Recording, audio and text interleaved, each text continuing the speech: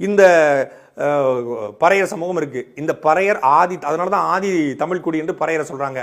இதே போல புறநானூற்று பாடலுமே வந்து பாணன், பறையன், துடியன், கடம்பன் தவிர 4 குடிகள் வேறு எதுவும் சொல்றாங்க. அப்ப அந்த பாணன், பறையன், துடியன், கடம்பன்ல